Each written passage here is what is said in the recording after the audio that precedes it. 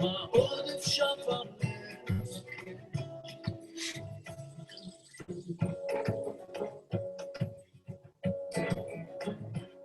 קיצרנו ברכה ואותנו קידשת ברוך אתה אדוני מקדש השם והריח הזה ששורד לי את מתגנב In case anyone knows of people that weren't able to make it tonight, or if you have to leave before we're done, we are recording tonight's session and we can share it with the community. So tonight's session is being recorded.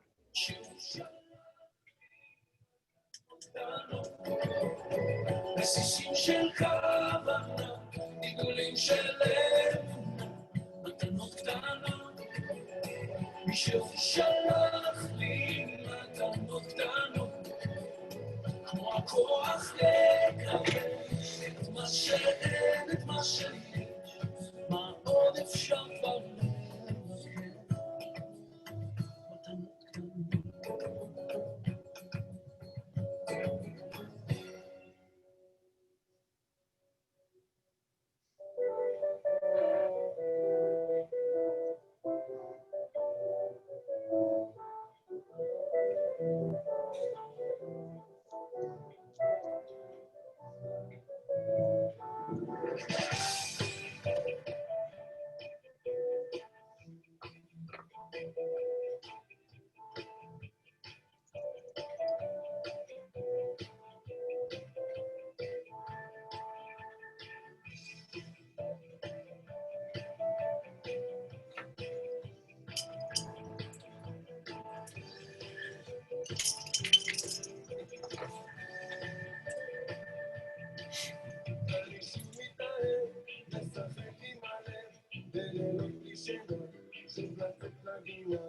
אני שוב מתאהב ונשטף בשלו וקורא לה לבוא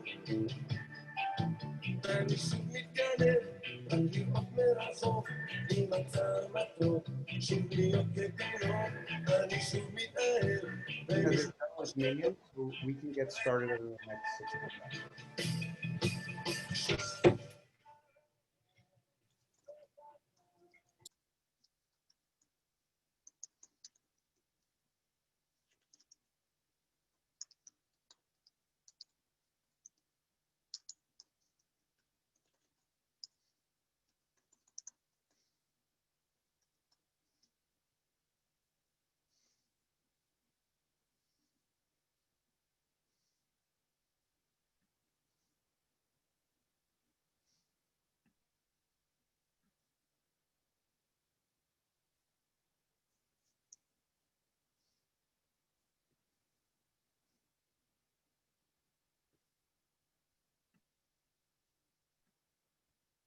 All right, Lena, whenever you're ready. Good evening, Adat Ari. You're gonna have to turn that off. 1 second.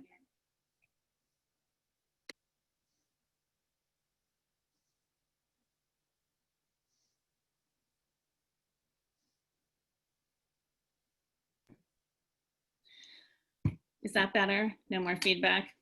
Okay, great. Sorry. Good evening, everybody, and welcome to our first town hall of 2020.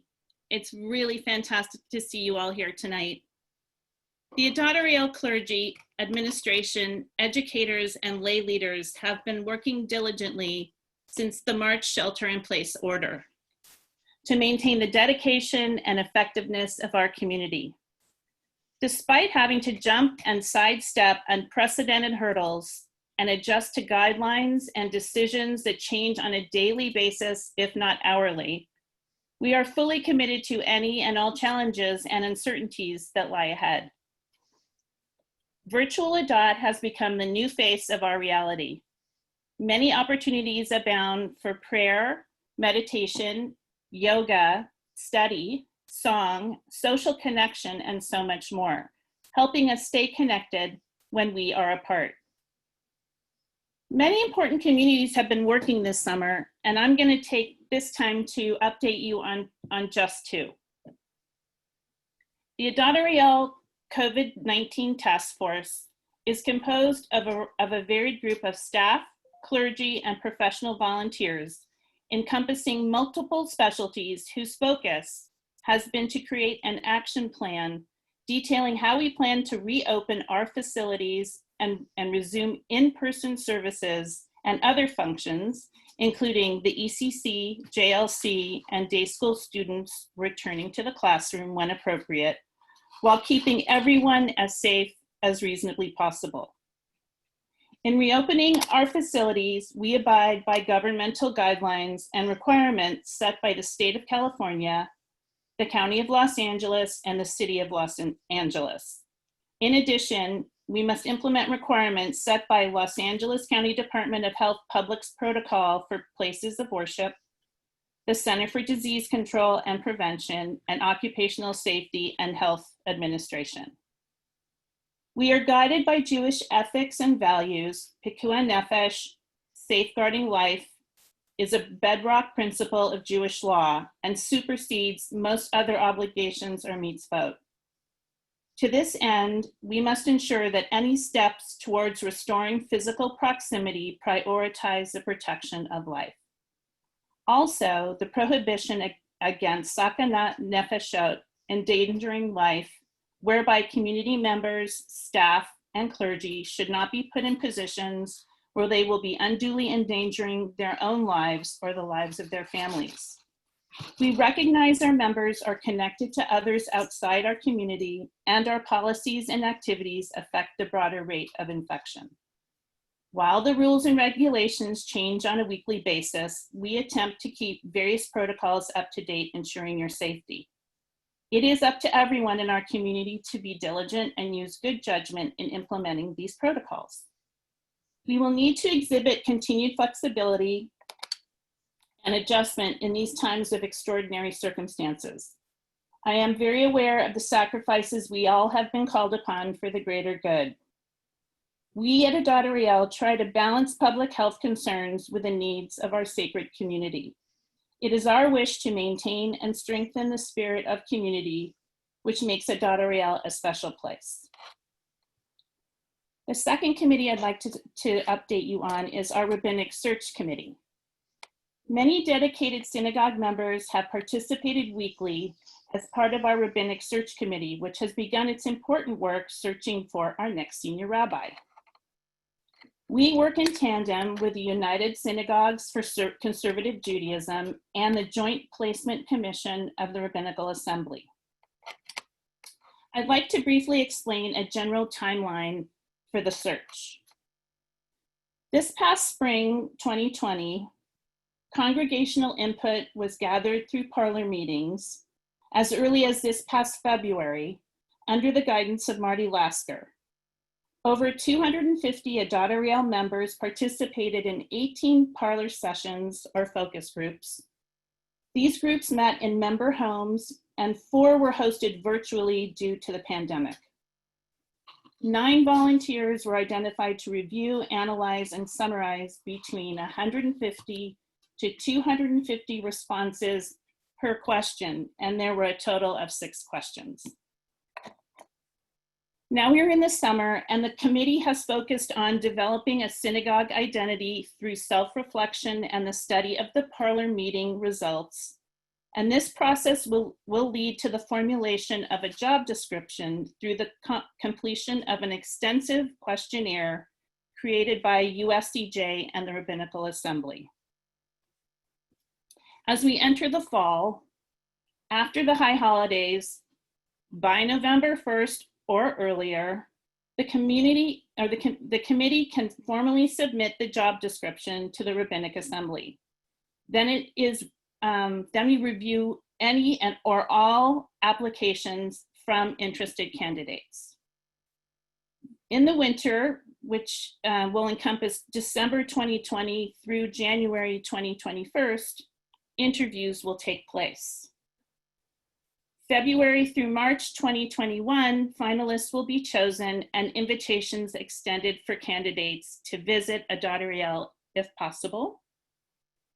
March through April 2021, an offer is then extended to the chosen candidate, and ostensibly our new rabbi begins his or her tenure July 1st, 2021. The search committee's communication goals are to have frequent progress reports available on our website and in the monthly bulletin, keeping you, our community, informed, along with frequently asked questions and a dedicated email. As a cohesive group, the committee understands the very important mission we must accomplish on behalf of the congregational community. All synagogues across the nation are experiencing financial challenges and budget deficits that are unprecedented. In an effort to maintain our viability now and in the upcoming months, staff cuts and salary reductions across all departments have been instituted. We will continue to vigilantly monitor the budget and responsibly make adjustments to expenditures in the short term and intentionally work to create a solid plan for the future. One thing we know is that human beings need human contact, and right now it's together but apart. And synagogues depend on community building for their future. During uncertain times as these, we can take great comfort in knowing that our beloved Adat Ari has survived many shocks in the past. We are the oldest conservative synagogue in the San Fernando Valley. To think about what it has taken to persevere for 82 years is incredibly encouraging. We must all participate to ensure that Jewish life at Adat Ari after the pandemic isn't weakened, but rather strengthened. I want to commend our Adat Ari team of professionals, clergy, and volunteers who've accepted additional roles and responsibilities with enthusiasm and resilience. This unprecedented time is clearly going to require innovative solutions and a very different kind of thinking. We will need to change our mindset and be open to new problem-solving techniques. We must find the silver linings during these unsettling times and change the present into a new and spectacular future. So we have a little agenda, and I'm going to briefly go over it with you. First on our agenda tonight will be Rabbi Bernhard, who will discuss High Holy Day updates. Then Rabbi Yarkin will discuss any programming updates, which there are many. Eric Nicastro, our executive director, will give you his address. And then we will have question and answer session right afterward. We really are not going to do breakouts, but we will divide the time up between Eric and Lena and Rabbi and Yarkin and Rabbi Bernhard, and Eric will have more details on that. Thank you.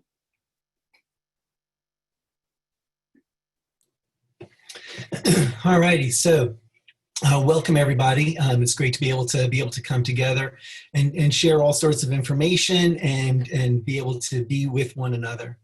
My role tonight is to share about the High Holidays and the High Holiday Update. And our goal with the High Holidays this year during this pandemic was to try to balance a number of things. And actually, Lena really spoke about a number of them already. Obviously, there's the safety of everybody involved that we have to take into account. But we also want to be able to provide an experience where people have an opportunity to daven and feel as if they're davening. And also be able to hear and experience the music and the feel of the services as much as possible. And in order to balance all of those different things out, what we sought to do is present a combination of services that will be live, as well as those that will be pre-recorded. And the idea here is to try to strike a balance to be able to go forward so we can have as wide a variety of different experiences as we possibly can. So Erev Rosh Hashanah and Ne'ilah and Havdalah are the services that we're doing live, and we're keeping our fingers crossed that the internet doesn't crash. I'm not certain, the internet has handled a lot of things. A herd of Jews all getting on for high holiday services might be a little bit more than it's ever experienced, but I could be wrong in that, and a little bit myopic in terms of the Jewish community. But those are the ones that we're looking to do live. And then everything else in between, from Rosh Hashanah in terms of services from Rosh Hashanah day 1 and day 2 for Kol Nidrei and Yom Kippur morning and Yom Kippur Mincha will be pre-recorded. And what that allows us to do is that allows us to be able to bring in different people and have them zoom in or record it ahead of time to be able to do Torah reading, to be able to do blessings, to be able to participate in the services in a variety of ways, to be able to have more music than we would have had if we were just trying to live stream it with just one person in the sanctuary. And that's why we're going for a balance of different kinds of things to kind of present as wide a variety of different Adat experiences as possible. In addition, we will be having our Yom Kippur discussion groups, and those will not be pre-recorded. Those will be live.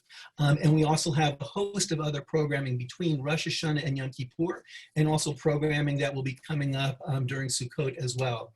We've also done extensive programming for Elul, and our idea here is to be able to provide all sorts of different ways for people to be able to connect and have some sense of a high holiday experience, as well as create time for people to reflect as well. And so we've done this throughout the high holidays in terms of the services and trying to, as I said, strike the balance that will enable us to have people connect in as many different ways as possible. And also I'd be remiss, even though it's not here on our tefillah schedule, we also have a slichot service where we're participating in a valley-wide slichot service with, I believe, 4 to 6 at least other congregations as well, similarly done where it's pre-recorded because it allows us to be able to present a lot of music as well as a lot of different voices in the service.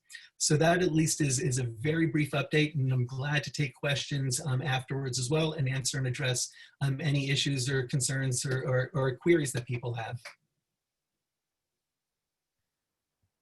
Rabbi, thank you. And I just want to remind people, you can submit your questions via the chat to the moderator as we go here.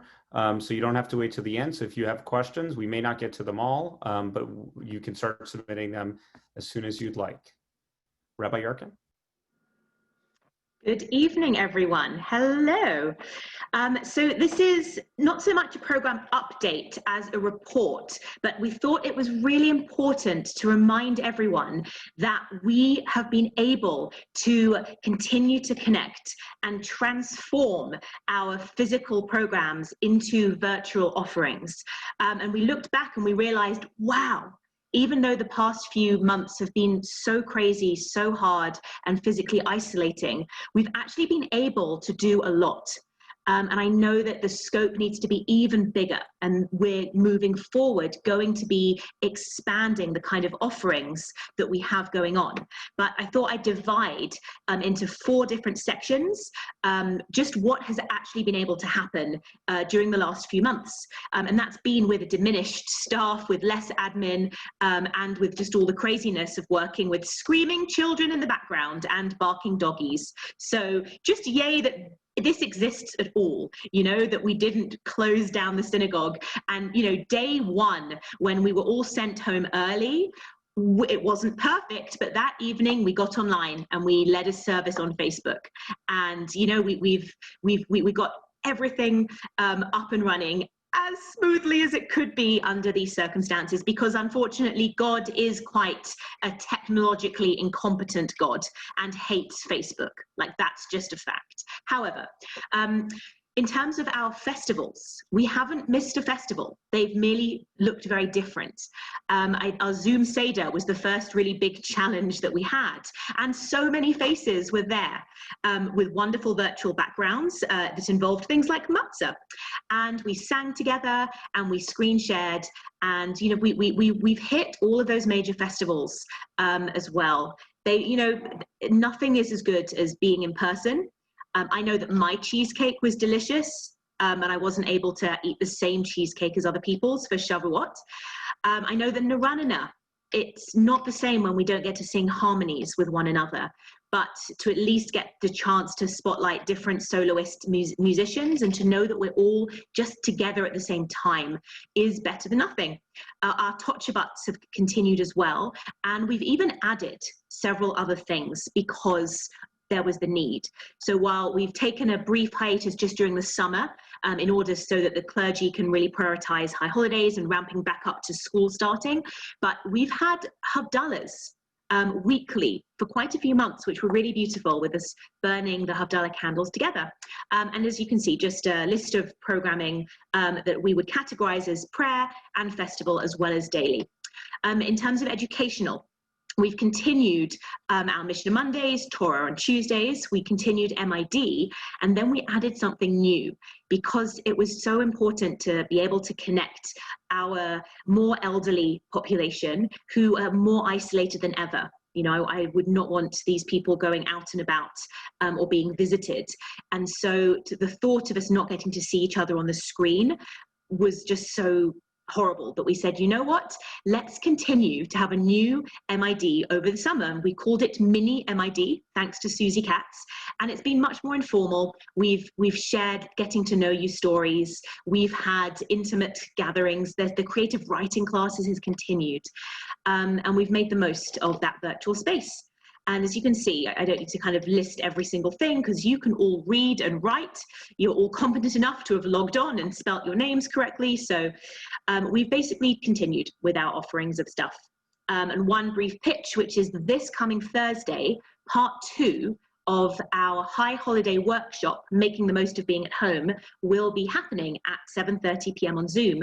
And we're focusing on how to make the most of your 6 senses. Want to know what the 6th sense is? Tune in and find out this Thursday night. So yeah, we are plowing on with our educational offerings, and we've also upped the social fun offerings as well. We've had Kanta Aronoff offer a weekly song sesh. She's sang, she's taken requests. There's be English, Hebrew, and even Yiddish. So yesha koach to Kanta Aronoff for that. In the summer, it's traditional to do just a couple of fun social events such as trivia, and Brent and I hosted an online trivia evening, which was really, really fun. And we're going to do another one during Sukkot. We also did our online script read. We did Spaceballs, the script read, and people were gung-ho about that. So look forward to another script read. We're also going to do that as part of our Sukkot programming, to a very noticeable movie. We've had our book club that Rabbi Bernhardt has offered, and we also started a new program as well that we will resume after high holidays. Yay! Our 2 rabbis walk into a virtual bar where we choose an issue, and I included this in social as opposed to educational because the conversations go really all over the place, and I think it's more in the spirit of fun as well as getting to hash out relevant good stuff like that. So as you can see, we've in some ways actually had more since COVID, just in terms of some of our offerings. It's still not enough because nothing beats getting to hug you, but it's something. Let's go to the next slide, if you please, Adat Ari. I thought the 4th category would include a bunch of different, very important spiritual endeavors, the taking care of ourselves, our community, and the world. So we've been able to have the likes of our wonderful Hillary, the yoga teacher, continue to offer yoga online. We've also continued with our Wednesday evening, morning, and evening meditation service. We've had Devorah Browse offer gardening and a special Shema healing circle as well.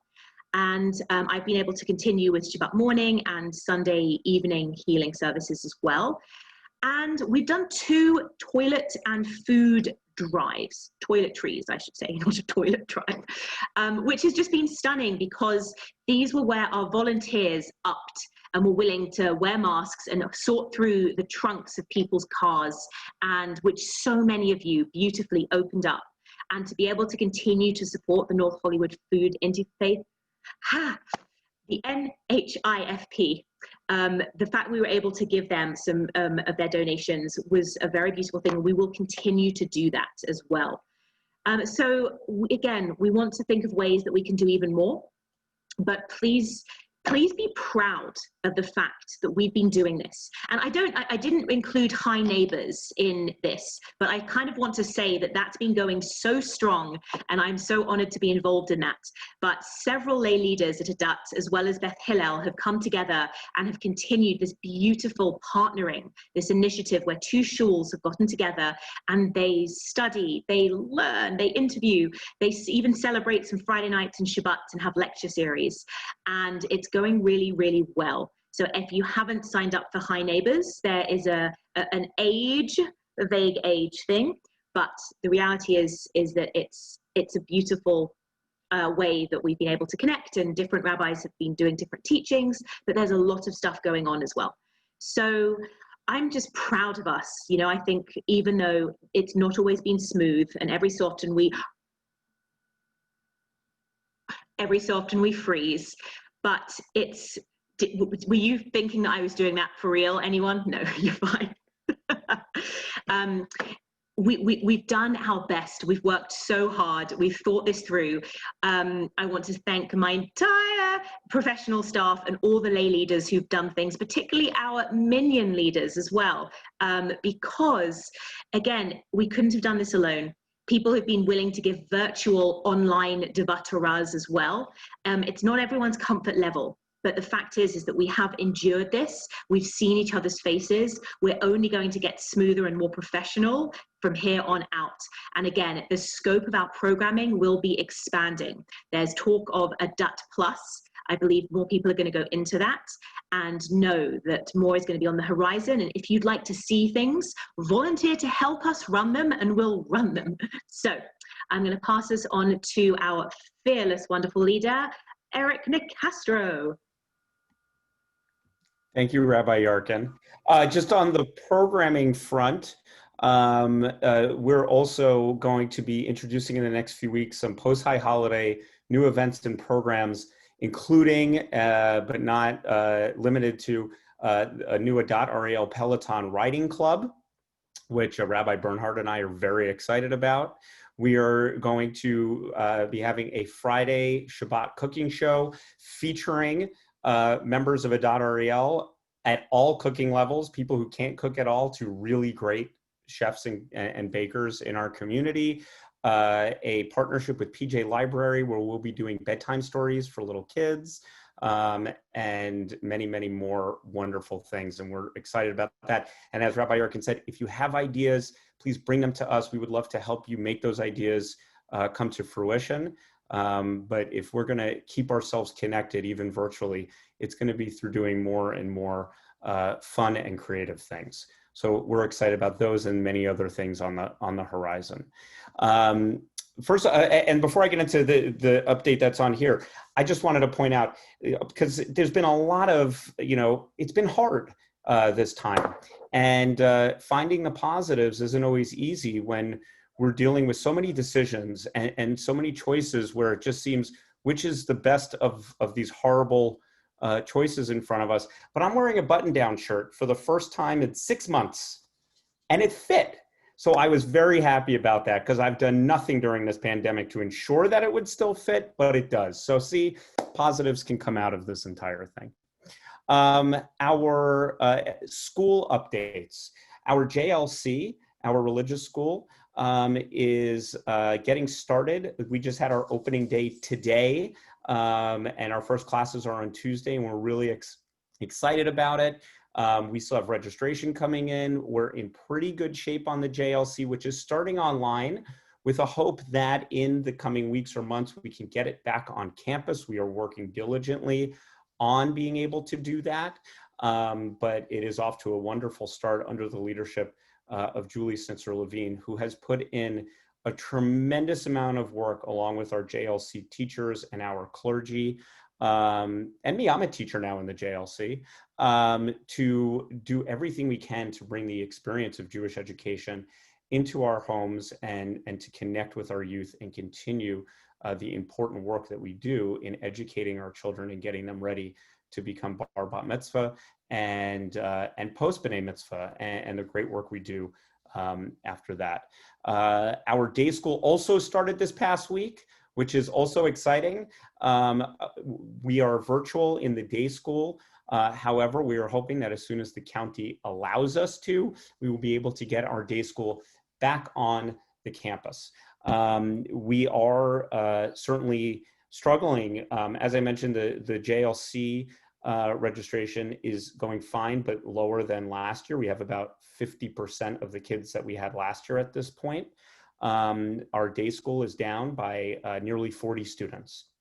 However, our faculties, our administration, and our lay leaders in both of those schools have been working hard to ensure that the families understand that the experience that they're getting with us is unlike any other that they are going to get at another private school or certainly a public school. With our day school, we had an amazing opening day where families were able to drive to Adat Ari in the parking lot, and the faculty came around the car.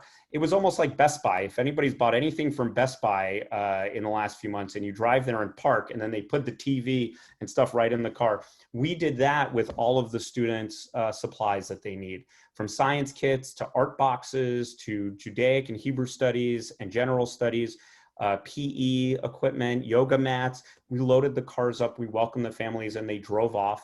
But because we are a small private school, and because we're a Jewish community, being able to have those touches with our families, despite the fact that we have to operate virtually, is important to us, and we have focused on it. And we have made every effort to keep our students engaged and our families connected. Our ECC, our preschool, and our NEST programs, we unfortunately had to temporarily close them this past summer. We didn't have really the registration that we needed to continue the programs as of now, but we are certainly hopeful. And Ori Zadok has begun the important work of timelining out when we can get our ECC, our NEST programs, our parent and grandparent and me programs back on campus. And hopefully we will have the families there to help us get that started. We're hoping after high holidays to get the parent and grandparent and me back. We've already started engaging with some people about that. We're hoping right after high holidays to open the NEST back up. And then we have a target date of January to get the rest of the preschool back open. And we are hoping that could be done sooner as well. But like with everything else that has gone on during COVID-19, we plan, we work out scenarios, and then the world essentially tells us which direction we can go in. We have had, as Lena mentioned, cut our expenses tremendously. About 50% of the operations at Adat Ari have been cut. That includes staff, that includes staff salaries, it includes the closing of our preschool programs. And that has been to try to keep pace with the amount of revenue that we have lost during this time. As I mentioned, the JLC and the day school are down many students. We didn't have enough families to really move forward with our preschool programs. Our membership is down by 100 families. However, we have had more than 100 families step up their membership to help keep us going. We weren't able to run our day camps that we've been running the last few summers, and all that loss of revenue caused us to really look hard at our expenses and cut. And even with all those cuts, we are still in a deficit. And that's something that is commonplace for synagogues all over Southern California and beyond. And the ways that we are going to be looking to get out of that deficit and manage ourselves so that we have the strong future that Lena spoke of is twofold. We have started development efforts, which we will talk more about during the high holidays, but we have had families already stepping up to help support us. And we are also launching a new program called Adat Plus. You can see the really great logo right there for Adat Plus. Adat Plus is a daycare program for kindergarten through 6th grade, where we are going to be launching registration in the coming week. And starting October 5th, where families can drop their kids off at Adat Ari during the day and we will watch them as they zoom into school. It is a program that is commonly being used at JCCs and YMCAs around California right now. We've been working with some of those institutions on how we're able to do it. We are also working with the state of California on getting it officially licensed so that we are running within the state laws, guidelines, and regulations for running a program like this. This is not school. This is strictly daycare. There are schools out there around in the San Fernando Valley calling themselves camps, calling themselves daycares, and they are running schools. Those places are risking being able to operate in the future by doing so. We are working hand in hand with the state licensing that we do our preschool through to ensure that what we are launching is kosher with the state of California. Ori Zadok, who in the time that he is working on getting the preschool back up and running, he is also going to be overseeing, along with myself and dedicated lay leaders through our COVID-19 task force, the opening of this program as well. Because we were able to build this program from the ground up, it is a program that with 50 kids, we can be seeing a profit for Adat Ari at. And that revenue that we will be generating through a program like this will actually allow us to stay ahead of our deficit and enable us to reopen the other programs that we have not been able to in our preschool. The deficit that we are running right now is $500,000. That is with 50% cuts. That is with every staff member taking a salary cut. That is with many of our professionals working multiple other portfolios to make up for it. This has not been an easy time at all. But what we are hoping is that with the engagement of our community, with the hard work that we're doing with our lay leaders, with the launch of Adat Plus, we will be able to stay ahead of this and build for our future.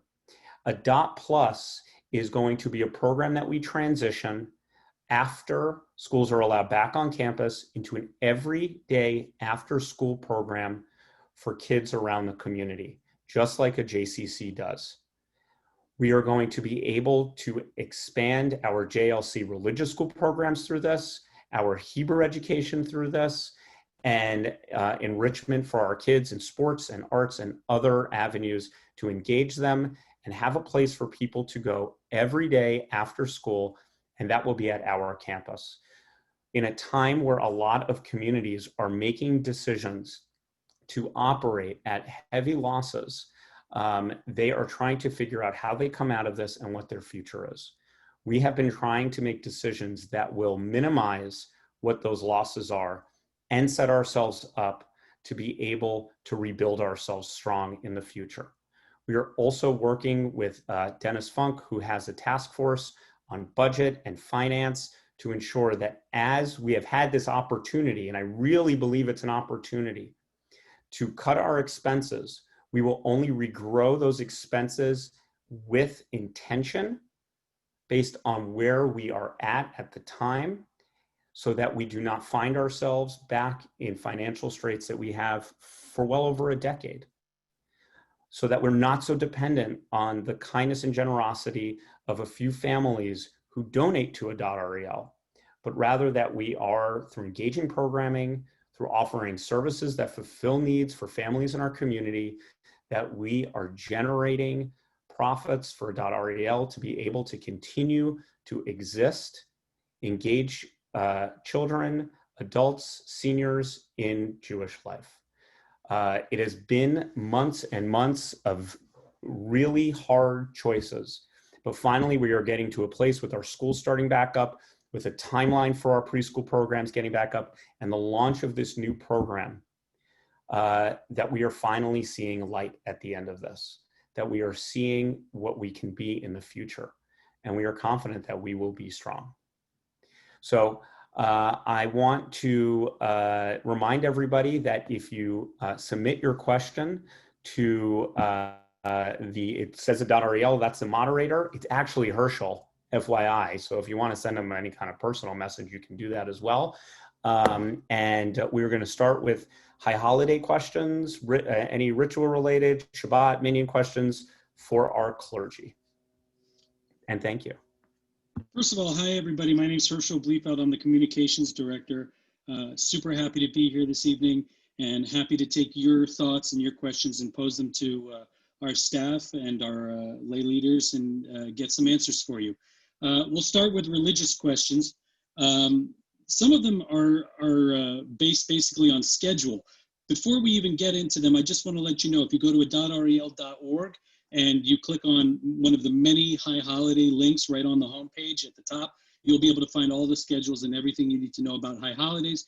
But I will ask the clergy some of these questions and they should be able to direct you in the right place. First question is, what time is Yizkor? Which is always a very important question for our community. So if somebody could chime in on that, and why it's not on the schedule, which is an important point as well. And we can amend that too. I will respond to that very worthwhile question. The reason we're not 100% sure is that when we pre-recorded Yom Kippur, we're still in the editing process of making that several hour film, as it were. Yizkor is coming at the end of that service, because it's high holiday morning, and because things, we cut a few things out and we added other things and to make it just as special, we're not 100% sure that we can promise, the service this year will be 3.5 hours, just like it was in the before times.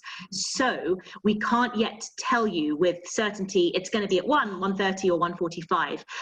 Once the video has been edited, we will watch it and tell you exactly when that Yizkor is going to happen, but know that it will be at the end of Yom Kippur morning, and we can, we'll let everyone know, but you can tune into that, and we'll see if there's a way maybe to see if we can just separate it out so that we could maybe then just press play on it even and say, boom, it's going to happen at this time.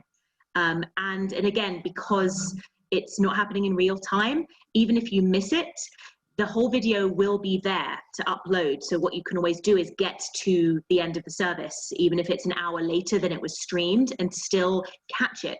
So that's actually the plus of how this year is going to operate, that you can view this in your own time and schedule. But it is hopefully going to be quite a meaningful Yizkor.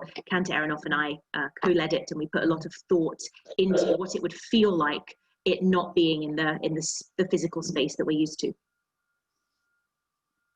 Great. Next question is another programming question that has to do with the high holidays, and I just want to, I'll put it all together for you so we can address all of it. Is there going to be children's programming, tashlich, and will there be a slichot service? That's a three-parter. If you need me to remind you all 3 parts, I will be happy to do that again. So I will take the tashlich and slichot, and I will leave the children's services to Rabbi Yarkin. Yes, there will be a slichot service. I believe it's a program that we're doing with about, and here Kant Aronoff might be a little bit more on the details than I am, but it's about 4 to 6 synagogues that we're actually joining together with, and we'll be sharing it. I believe we're going to be sharing it at 8 o'clock. In the evening, we're going to be doing a Havdalah program at 7:30 and a little bit of learning, and then we will make the service available starting at 8 o'clock. Tashlich, yes, we're working on Tashlich.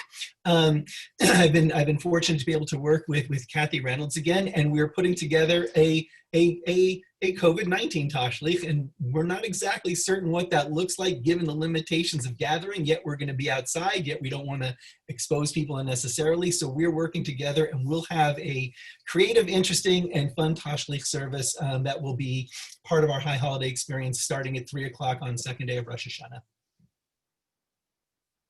Great. Next question is a question I think Rabbi Yarkin can speak to. I'll take the children's service element of that. Yes. So on Rosh Hashanah day 1 and also Yom Kippur in the morning, we've got grade school separated children's programming. So again, check the website for the exact timing. And that is going to be something that your kids can be in their own room for, or you're welcome to supervise them. And again, our thought was that we didn't want to program against day 1 or Yom Kippur with a family service whereby families and adults would be pulled away from the main Rosh Hashanah and Yom Kippur services. because one of the things we're actually doing is we're not having a divided sanctuary and auditorium experience. We're having a merger. We're all going to be united together, and our service that we're offering has got elements of the sanctuary feel. We've got some choral pieces happening, and we've got some quartets happening as well, and a little bit of real music. We have David Kaminer doing a couple of accompaniments, and then we also have some more auditorium spirited prayer moments as well, so that everyone will be in that place together. And then we thought, we don't want to program over the same airwaves, a family experience. However, we also wanted to give you a family experience, because those are alternative, shorter, less formal, and therefore we are also offering 2 family experiences co-led by myself and remarkable, extraordinary Jewish educator, the Director of Supplemental Education, Julie Snitzer-Levine. She and I are offering in 2 different moments a family experience, which is for kids aged 0 to 100, because some of us are kids even when we're in our 90s, and that can be for anyone. And it's on day 2 at 10 a.m.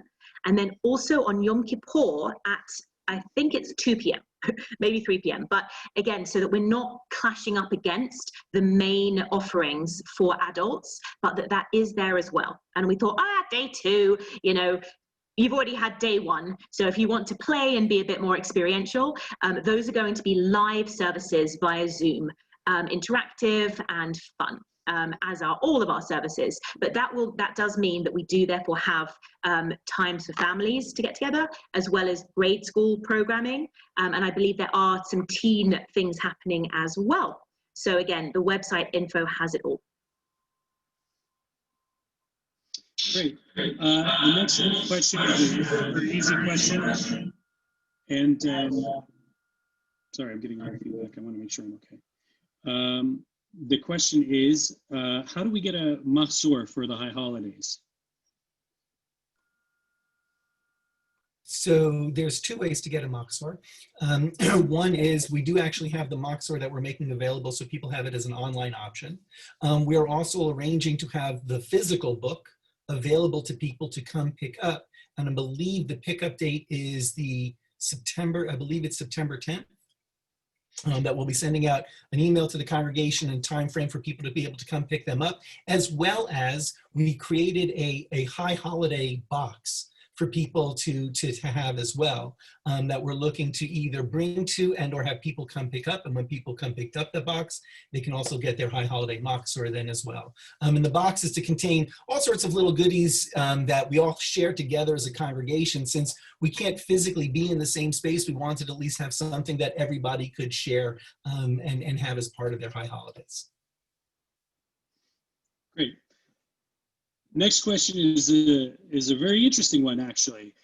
How, if we go tech-free on the high holidays, are there going to be any options for us, including some program in advance of the Chagim? It's a great question. We always have to keep people safe, and that's our #1 priority. Clergy, I'll let you answer it. I'm not certain I understand the question again, Herschel. If we go tech-free? If we go tech-free, so there's no technology, Yeah, if you don't feel comfortable tuning in and using laptops and computers on the Chagim, again, that means that there is for sure pre-high holiday offerings. You know, every day during Elul, we have our shofar blowing team offering the shofar blasts. We have classes that will get us a bit more into the high holiday frame of mind. We have the Slichot service, which is a non-religious time where you don't have to shut off computers. And in between Rosh Hashanah and Yom Kippur, almost every day we have a different program. Some of them are educational or spiritual, that people are able to tune in on. And while on Rosh Hashanah itself, or Yom Kippur, the reality is that because we're not having anything, we're not having things that are in person, you won't get the chance. Because they are going to be released to everyone, it might not feel the same, but you will be able to watch and pray later. And again, that's not good enough. I know that, and I'm sorry about that. You can obviously borrow a mahzor and pray in your own space with family members and friends. and again, Rabbi Bernhardt can add, because I think there's a couple of other things that we can also help you with. But this was halachically where the conservative movement took us. So the other thing is that I'm getting feedback all of a sudden. Sorry about that. The other thing I would just add is that we're also looking, because we understand that sense of not being able to be together and to be able to dive in together, not want the technology. We're also looking to create, though we haven't worked out the details, so we didn't post it yet. An opportunity, as I think many people here know, generally when it comes to Ne'ilah in both the auditorium and sanctuary service, we open up the ark and we have people come and stand before the ark. And we're looking to kind of recreate that experience in a socially distanced, appropriate, safe, healthy way on Yom Kippur Day itself on the Adat Ari campus. So that will be another, at least non-tech way that we can connect. But as I said, we're still trying to figure out how to manage the cars and the flow of traffic. I mean, we know it's hard to get in on Kol Nidre. We got to kind of think this one through as well, and then we'll be able to share with people that detail as well. Here's an interesting sort of administrative question. Eric, I think you could take this one. If a non-member would like to join us for high holidays this year, what is the process? What do they have to do? Is that even an option for me? So we are actually going to be posting on the website this week, individual, let's call them tickets for right now, but purchasing of Zoom links, either for non-members or for any of you that are members that want now. You can, bring in your family from around the world to participate in Adat Ari high holiday services. So we're going to be sending an email out that has all the information about that. And then I think it's like $36 to get a link for your family and friends, for each family and friend link that you would want. So you can check out our website probably by Tuesday, but an email will go out prompting you to go and check it out. You fill out a really quick, simple form, $36 per link that you want to get for family and friends, and then they can join us as well. And that again, if you know a non-member, you'll be able to help them utilize that. Not to plug the weekly email too much, but it's also in the weekly email this week. We've already done the information there. It's right at the top, so you can check it out, read about it, and you can click on the link there. In terms of clergy, there was one other question that was pretty interesting that I wanted the clergy to field, and it's sort of about hospital visits and pastoral things that you guys do. What's the current role of AAE for responding to deaths, funerals, and people being in the hospital with or without COVID during this time? Are we doing that? Is it delegated to chaplains? What is our stance on that? Yeah, that hasn't changed. We still do as much as we can whenever we can for everybody. So we've done, when it's been appropriate, we have done visits, though the hospitals and the homes are very, very restrictive about it. We've done funerals under the restrictions that the Board of Rabbis, along with the funeral directors, along with the county and state, have established the guidelines. And so all of those elements of all that pastoral work is still going on. And if anyone has any questions, any need, any desire to get any kind of support whatsoever, please don't hesitate to email or call myself or Rabbi Yarkin. We're here, and we are glad to be of any kind of service we can. This is another interesting administrative question for Eric or for any of the other staff that may want to, or Lena, if you want to jump in on this. Will AAE be providing any drive-through influenza vaccinations in September, October? It's a great question. I'm not sure. That we haven't discussed that. If we do, I will be administering them. So it's at your own risk. I'll sign up first. But definitely something we can address with our COVID task force and discuss. If that's a kind of thing that people would want us to offer, we can definitely explore it. I know we have at least one, if not more, pharmacists actually in the community that maybe could help with that, or we would be happy to loan our parking lot to something like that. It's a great question. Great. We'll move on now to financial questions. There's actually only one major big financial question that was submitted. So I'd like to share it, and Eric, obviously you can address, or Lena, if you'd like. How long in the current state of affairs are we able to be sustainable as a community at this level involvement financial resources? Will there be a need for continued cuts in programming, staff, schools, etc., if this continues for 6 months or longer?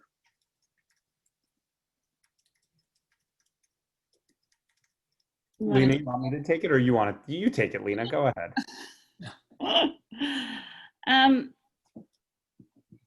Currently, you know, the way we are now is not where we'd like to be. However, we have worked things out and are hoping to be able to carry ourselves through at least 6 months, if not longer, with all of the increased revenue and the re-up of many of the programs that weren't currently functioning.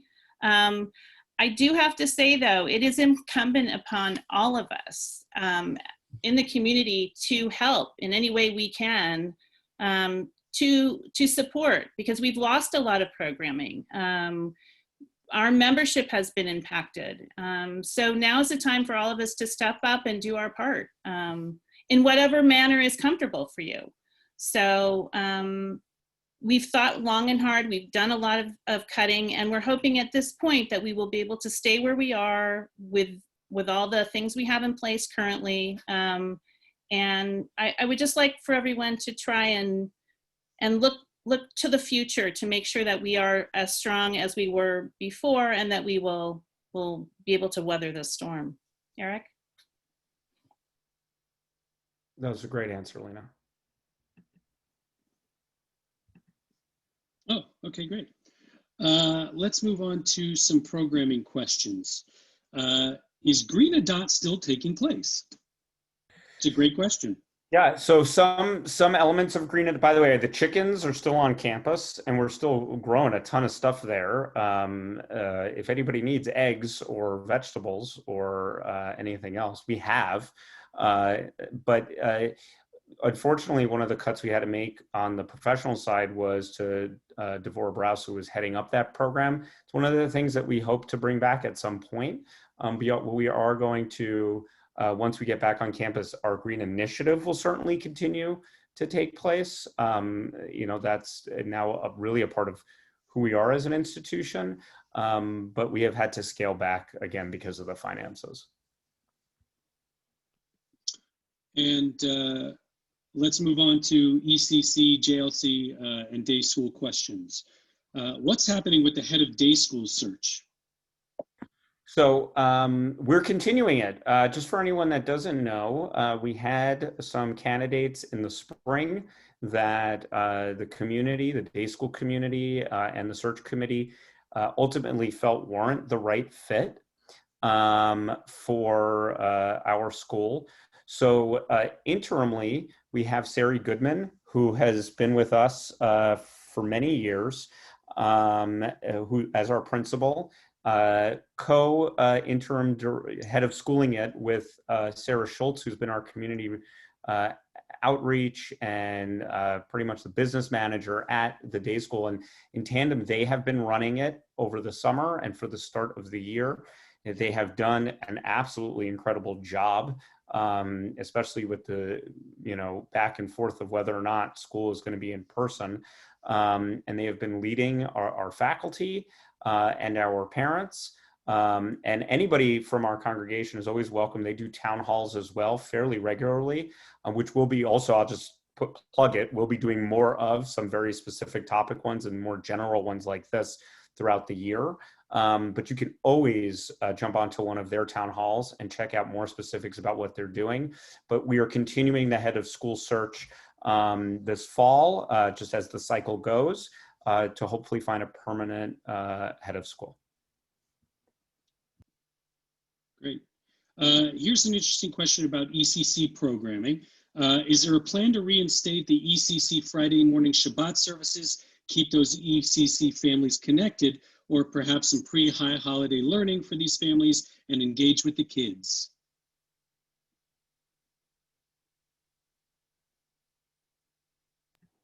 So I know Ori's on the horn here. Ori, would you like to take it? Hi, everybody. It took a second because admin needed to unmute me. Yes, we are looking to continue to engage all the children at Adat Ari, everyone in our community, and those who may not know they want to be part of our community yet. But we are looking to re-engage in terms of our Shabbat and Havdalah services that we do, and putting our heads together to figure out how to keep families involved. So the answer is yes. Great. Here's another interesting ECC question. How are preschools open at other synagogues while the ECC remains closed at Adat Ariel? And I think that is a question about critical mass and participation.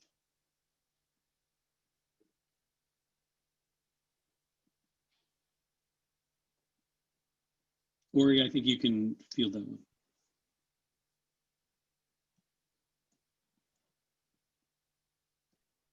Thank you. The question goes to one of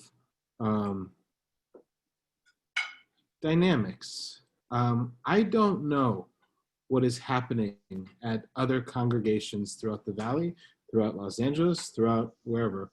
I know what's happening at Adat Ariel and how Adat Ariel is doing, and what Adat Ariel could do, and what is best in our judgment to ensure the healthy longevity of a community that's been around for over 80 years. And so in our decision making, we thought about us and what could keep us healthy, not for 6 months or a year, but for years to come.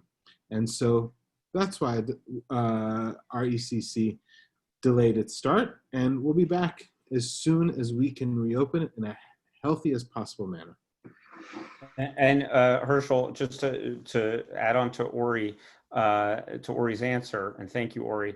We also, for our schools, kind of set a deficit that we can manage during this time. And for our preschool, I don't even think we got half the amount of kids that would have gotten us to the place of being at a manageable deficit. It probably would have added another $400,000 to the deficit that I shared earlier, operating with the amount of people we actually had registered. I can't speak for other congregations. I do speak to them. Some of them have made the decision to go further into debt and go into reserves, endowments, and whatnot. But we have not, and again, other institutions are other institutions. We have not been financially healthy in a very, very long time. And so for us, this is almost a reckoning when it comes to our finances. And we had a choice to make, a choice to either be able to manage our deficit and then find a way out of it during this pandemic so that we have a future, or take on so much that it will ultimately cripple us and we won't be serving anybody. And this was not an easy decision, and it doesn't mean we're ultimately right or wrong, but one that we thought was a smart decision for the Adat Ariel community.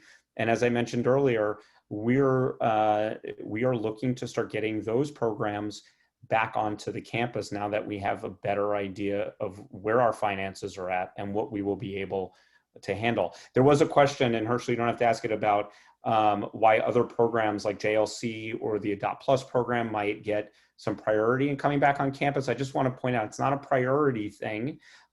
We have to get 50 kids in the Adopt Plus program because ratios are different with older kids. We need far less staff to be able to start that program up. So we're trying to do that while simultaneously getting staff back for our preschool programs. Some of that is just timing, and also connecting with families. We've also had just a greater outreach currently when it comes to elementary school age, or even maybe younger middle school age, that parents would like their kids to be zooming in at Adat to their schools and getting that supervision that they need. So, again, I mentioned Ori is juggling both of these things right now with support, but we're just trying to do it intentionally so that we don't just crumble as we try to do too much at once, but bring everything back the right way. Great. Here's an interesting question that touches on what you were just saying, Eric, about the idea of opening up in January and how do we feel we can weather that process. If there weren't enough families signing up for the ECC in August, and now so many families have found other options, what makes us think that we will be able to have enough signups come January?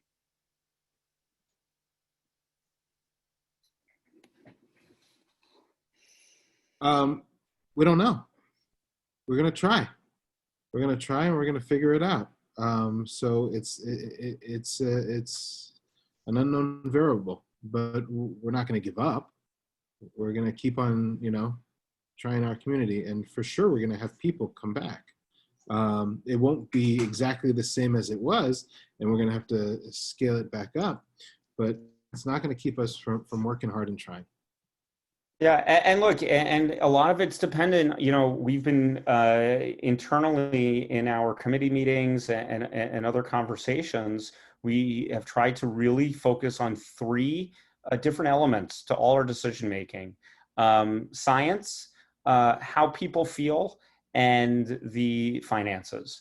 And we could share with you that in late June, we sent out a survey to preschool parents and said, we want to start beginning of August, 3 weeks earlier. How many of you are in? And Ori, maybe you have a more specific number, but I think we had probably over 60 kids that were, yes, we're in. And then 2 weeks later, when we started the registration, we got 25.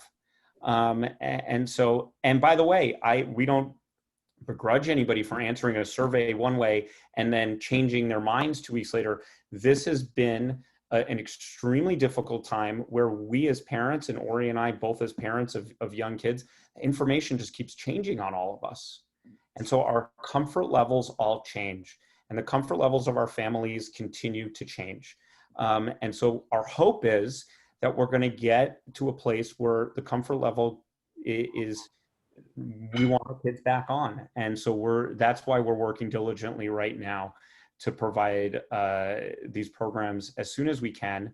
I mentioned January as a target. Believe us, if we could do it earlier, then we're going to do it earlier. It is dependent on our staff and them coming back. It is dependent on our families and how they feel and registering, and we'll do it. But we want to make responsible choices.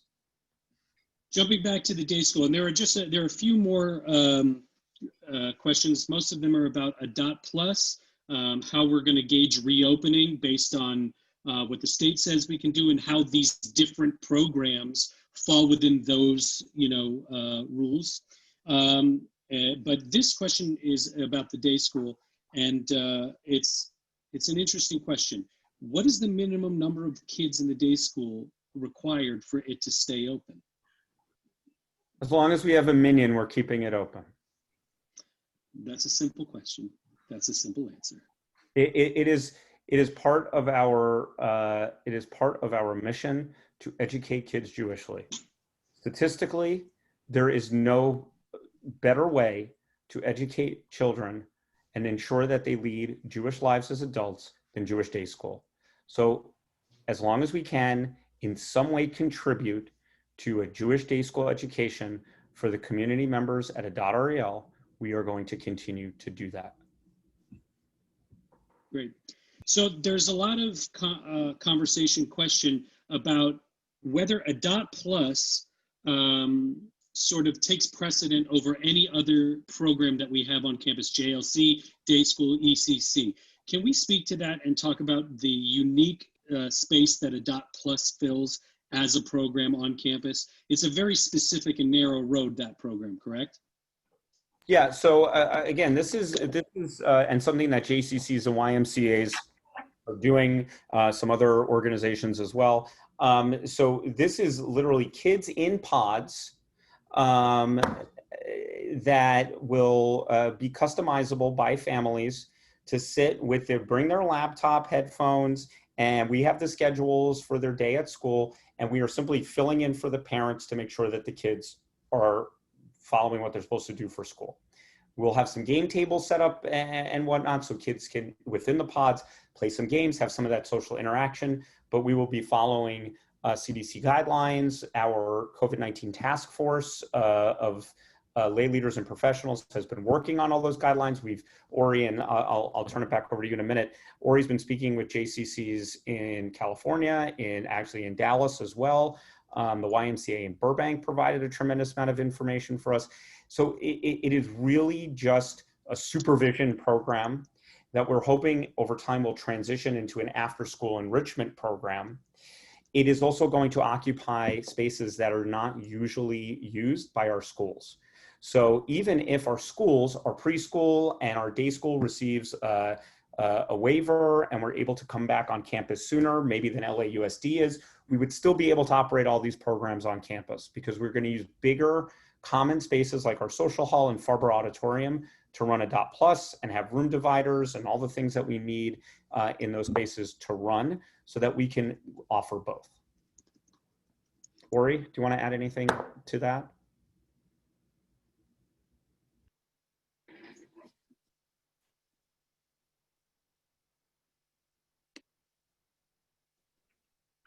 Sorry for the mic issue. And it's a brief answer. No, I don't have anything to add. I think you said it all. But I will reiterate something. It is a program unlike school.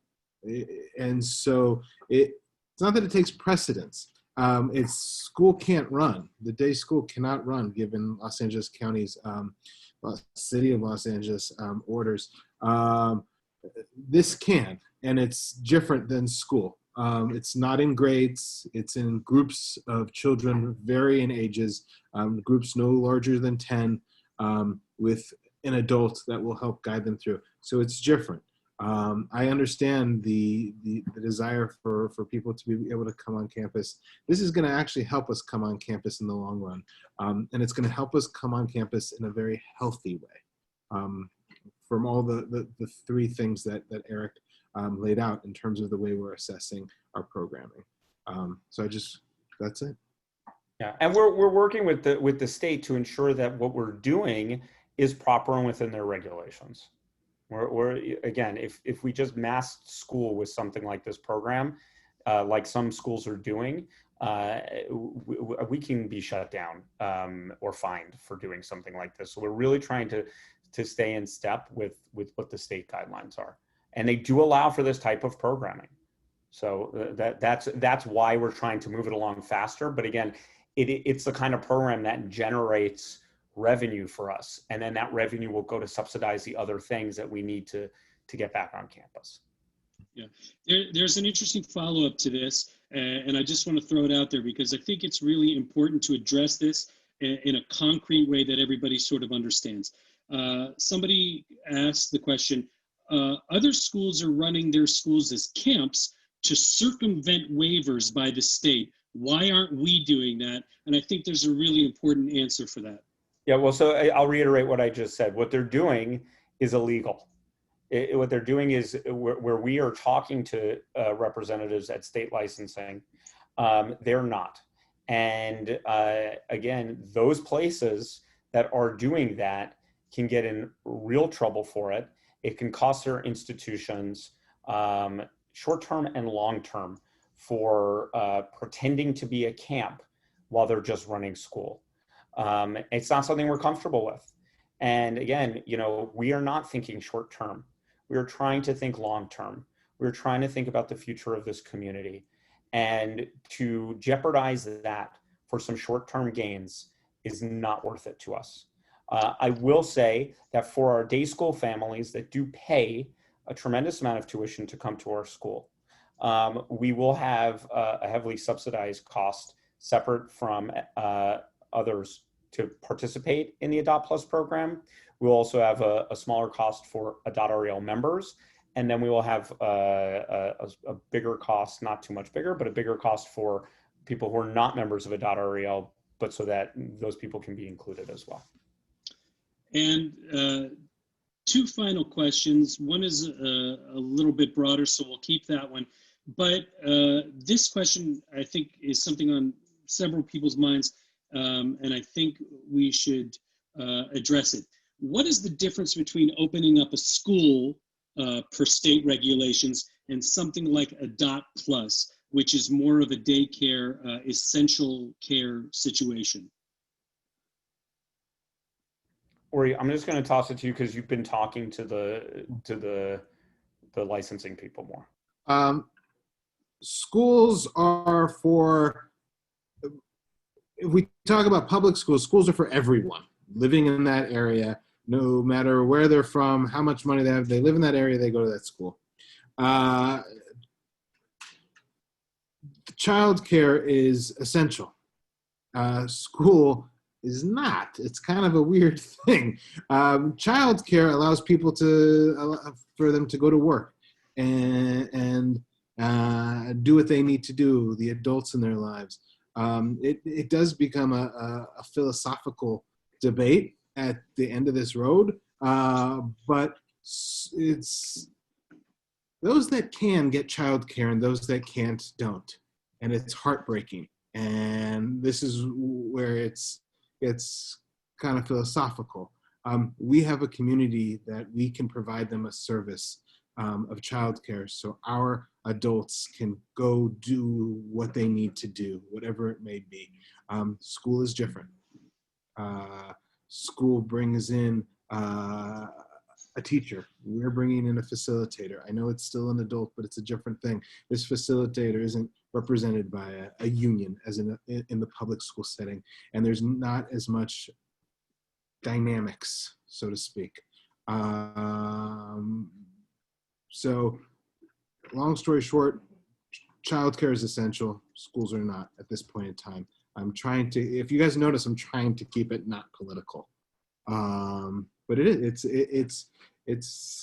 a debatable thing. And finally, several people have asked, what exactly is Adat Plus? What is the scope of it? What does it really mean for the synagogue? Obviously, it's going to start as sort of an essential care program where people can feel confident and comfortable bringing their kids, and then it will transition into an after-school programming, which may take on a different dynamism. Can you guys speak to the longer-term vision, beginning with what you see happening in the next 6 months versus what we're going to do with it ultimately over time? That's a great question. And I'm excited to answer it. Adat Plus is actually something that we as an Adat Ari senior staff have been talking about for, I think, as long as I've been here, right, Rabbi Bernhard?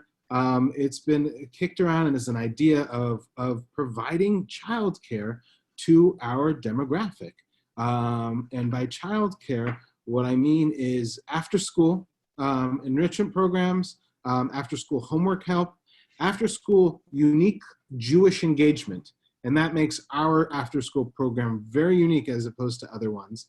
We have discussed transportation to and from, not to and from our surrounding elementary schools. It's a way to keep those that are both in our day school and outside of our day school engaged and keep our Adat Ariel children as one community. And to engage in that. So it was this big brainchild idea. But what Adat Plus could also do, not just after school, but also mini camps. So for instance, it was last year, we did strike camp, quote unquote, which during the teacher strikes, the Los Angeles teacher union strikes, we were able to provide a place for the children of people that needed to go to work. We were able to provide their children, because they were Adat Ariel members, a place to be. We're going to continue to be able to do that with mini camps and then just one-off camps. And then hopefully also have a robust Jewish day camp on our campus. Adat Plus allows us to bring our children that are school-aged together in a fun way that engages them in community, that engages them in Jewish learning, and it lets the parents work. So it's a win-win for everybody. And so that's the long-term vision for Adat Plus. So if Adat Plus was currently running, let's say before COVID, Adat Plus would have been the first thing to come back in my, revisionist history or my imagination, that if it was already in existence, we'd be doing this even faster. Right, Eric? Yeah, and Rabbi Bernhard, I don't know if you want to add any color to this, but this is fulfilling who we've been as an institution when we were originally created over 80 years ago. And I'll just say that and set that up. And Jonathan, why don't you? So as Eric and Ori both noted, the concept of Adat Plus is actually for the senior staff is not a new idea. It's one that we've been kicking around for a number of years. And it's one that I've talked about with other people, and other people have come up to me to discuss for a long time. As people here probably know, the original name of our synagogue was the VJCCNT, Valley Jewish Community Center and Temple. And we see Adat Plus as a way of us being able to fulfill that function, to be a community center, not to the exclusion of being a temple. Honestly, we think being a community center will help support the temple function support the community. We see these as being symbiotic and feeding off of and supporting one another. But this is a step forward for us to really expand that communal notion. And along with that idea, I would also just share that Eric, in terms of his view of the facility, he and I both agree that to the extent that we can make this facility open to as many different parts of different communities as we possibly can, both communities that are local to us in our neighborhood, as well as communities that are looking for a place to come, host an event, and do all of those functions, are part of us expanding and seeing this as the place for people to be able to gather. And though it's impossible for us to do so in the way that we'd like to do so during this pandemic, that is still our vision for Adat Ari, is constantly seeking different ways for people to gather, be together, to educate, support, and be there for one another. And so we see Adat Ari as a natural extension of who we are as a community, and this has provided us an opportunity. We're fortunate to have the kind of lay and professional leadership that we have here, who even under these times still understand we have a mission and there's lots of different ways for us to fulfill it, and here's but another way. Thanks, Rabbi. As the question moderator, we're going to wrap up the questions, but I want to thank everybody for submitting such thoughtful questions. They're super important. All of your concerns are really, really, really valid, and we need to address them in the best way that we can. We weren't able to get to everyone's question. If we were not able to get to your question and you really want to chat with us about it, we're happy to do so. We want to do so. We want to engage. Please reach out to us, Ori, Lena, the rabbis, Cantor, Eric, and we want to engage in these really, really important conversations with you. And again, thank you so much for allowing us the opportunity to answer these questions. Herschel, just so everybody knows, I'm putting my cell phone number into the chat to everyone. You text, call me, and if I don't pick up, I will eventually. If you call the synagogue and go to my extension, it goes to my cell phone as well. But if you want direct access, you want to have conversations, you want to ask questions, you have suggestions, and you want to, you have ideas you want to share, we want to hear them. So I just sent, that's my cell phone number. Though I was tempted to do the last digit incorrectly because maybe I'll regret this, but I don't care. We want to make sure that we're hearing from everybody and getting to all of you. So that is there. And then just before we leave, I just want to remind you all that we thank you for your dedication. Community is a two-way street. Often people wonder what they're getting for being part of a Jewish community, but the truth is that we, Adat Ari, are as enhanced by your participation and your hard work as your lives are by what we bring to you. It's a two-way street that we need to continue to closely in partnership work on together, and we are grateful for all of you working with us, and we will continue to do our best to enhance your lives as well. And I just want to point out, I mean, from this entire talk, look how many programs and people and schools that we have on our campus. And should it so move you there are a number of ways to sponsor programs and all kinds of things. And it's really, really important to keep these things going.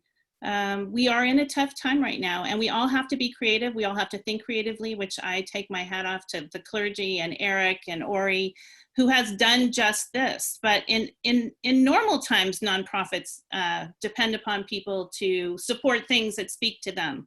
So if there's something tonight that has spoken to you, don't be shy. Step forward and say you'd like to sponsor a program or a school or the ECC coming back. It's all about those kinds of things. And so I thank you all for being here tonight. I hope this was helpful, and Laila Tov. Laila Tov, thank you.